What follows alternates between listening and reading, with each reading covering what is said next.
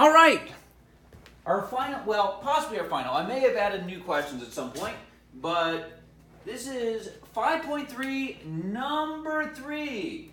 This time, it is your car that is falling from the 100-meter building. And this time,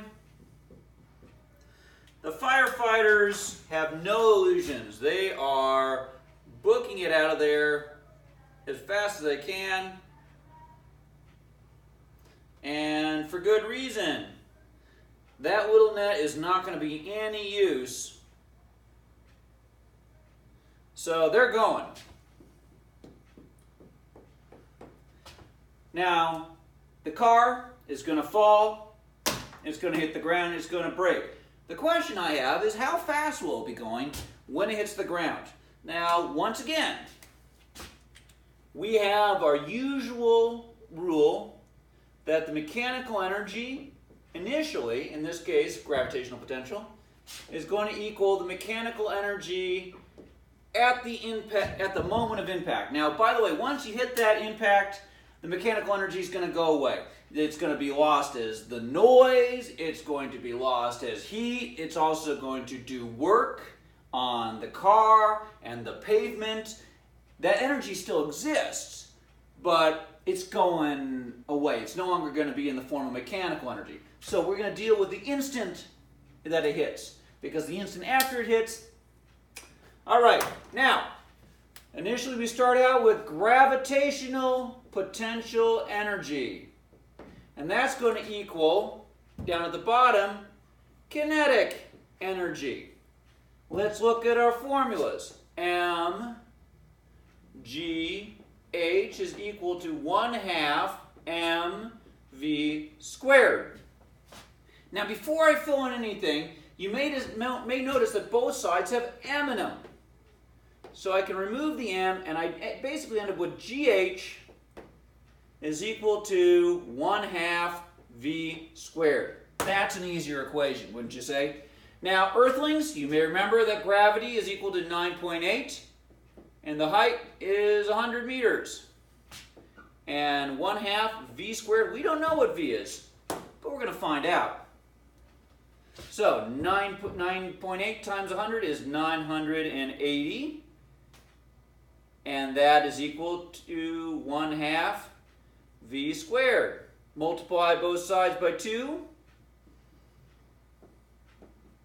and that'll get rid of that 1/2 there, and we end up with 1,960 is equal to v squared. Don't stop now, because remember, it's v squared, you want to find v, so take the square root of both sides, and I got, what did I get? Oh, there it is. I got 44 meters per second is equal to v. So we're going 44 meters per second down, which is faster than my car could go horizontally. Now, you notice that mass is taken out of the equation. Your car is not actually moving when it starts falling, so your max speed is taken out of the equation.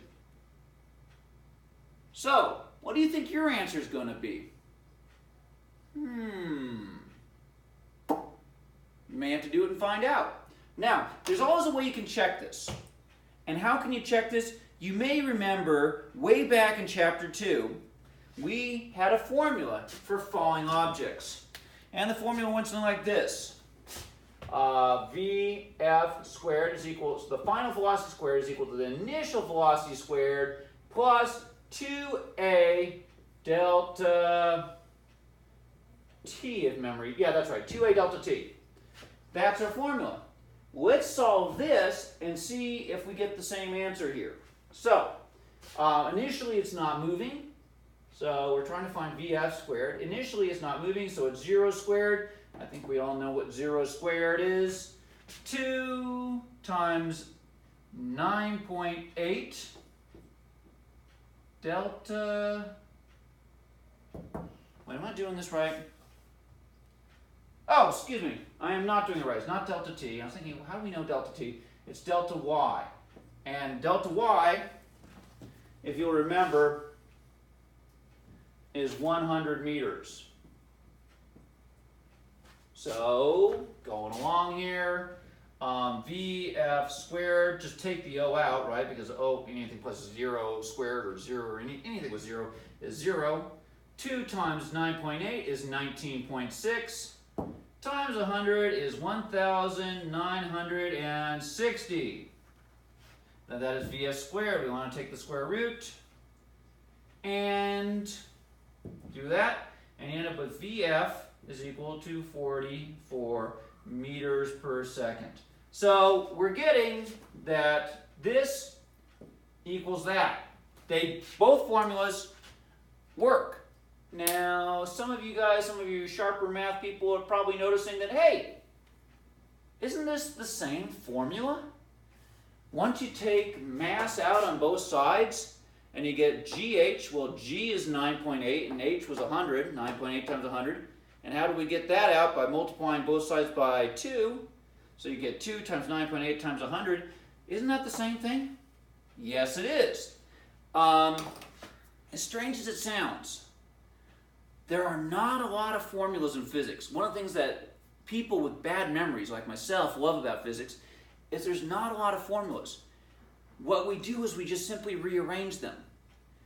The book gives you a lot of formulas because they think it's easier for you to deal with a lot of formulas than learning how to rearrange a few formulas.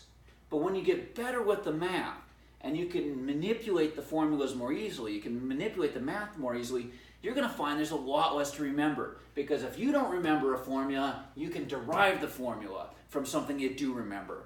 It's one of the nice things about physics. You never have to remember anything.